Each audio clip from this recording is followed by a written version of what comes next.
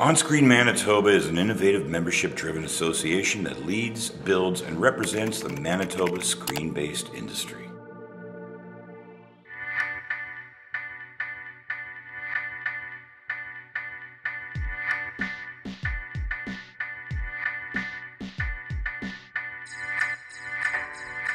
It means everything to me.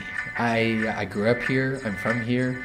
I'm proud to say that I'm from here, and I'm so proud now that I get to call Winnipeg and Manitoba home, and that I get to be raising my kids with my wife here in Manitoba. We lived away for 4 years. I lived in Toronto and studied in Toronto and worked in Toronto and worked in Australia. All great places and terrific places to live and work. But when you're from a place and you really are closely tied to that place, it's great to live there. And it's even better to be able to live there and work in the industry that you want to work in, and get up in the morning and do the work that really fills you with passion. And I'm so lucky I get to do that. I get to work in an industry that I love and do it in a city that I've always called home, and hopefully always will. Probably started when I was like 5-6 years old. I was always one to talk a lot. My parents would probably attest to that. Performing, and whether it was public speaking or community plays or TV shows, radio shows from the youngest of ages, it was something I always wanted to do and knew I wanted to do. And after, I guess, 10, 12 years of working for others, 6 years ago I started my own company, and we've been going strong ever since then. So it feels like it's been with me, film, television, radio, communications, my whole life. I love to be involved in every step of the process, from being the guy who helps get the process started and bringing people together, to sometimes being the guy behind the camera, to being the guy in front of the camera as a performer as well, to being the guy who sorts through with my brother some of the financial or legal or business implications that we work on. I love all of that, and at the end of the day, it's also because we get to be masters of our own destiny to a certain degree, and I love that. I love that I can work 20 hours a day at something that I love, and take 2 hours in the middle of the day if I want to or need to go and partake in my daughter's dance class, which I'm a dance dad. I love going to see my kids dance because they love dance. And working for myself entails way more hours than any other job I've ever worked in my life. But I love it, and I love that I get to be in control of that. And so that I would say that that's one of the aspects. And the other, of course, is just it's so creative. You're in the storytelling business, the entertainment business, the educational business.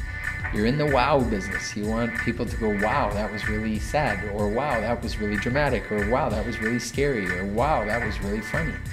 In the wow business, and that's fun. It's tons of fun.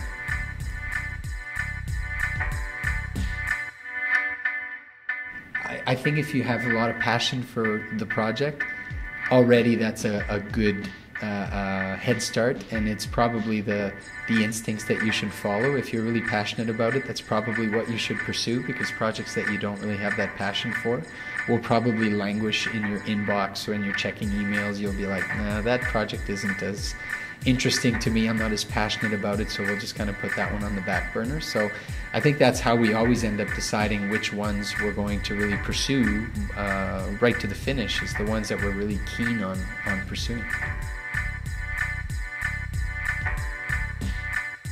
Everywhere. What you read, what you see, what you discover as you're walking down the street, get inspiration from my kids sitting around the dinner table wondering about different show concepts, what they're liking, what they're seeing in the world that really inspires them. So inspiration comes from anywhere and everywhere, and sometimes in the weirdest and most unexpected of places.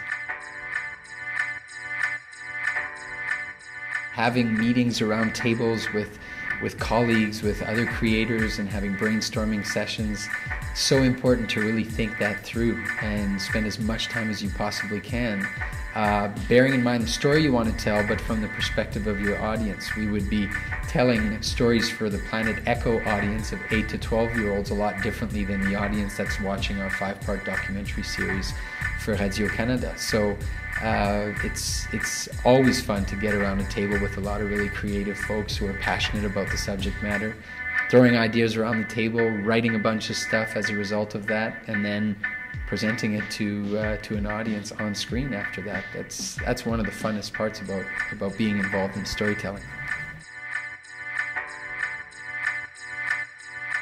Keeping our eyes open for those little nuggets of everyone's life experience that could be turned into a really compelling story that hopefully millions of people will then want to discover through a documentary. So I think having that keen sense of curiosity and almost being suspicious at times of, or questioning why things are how things are, and when we figure out why and how, sometimes it gives us a bit of an inkling that there's more there to be discovered and to be documented, I guess. And obviously reading, watching, listening. So many great stories come from the pages of our newspapers, or from hearing stories on the radio, or reading stories online, or seeing them on television, or seeing them from a different perspective and wanting to take a tangent and take it to another place. So being aware of everything that's going on in our world is huge.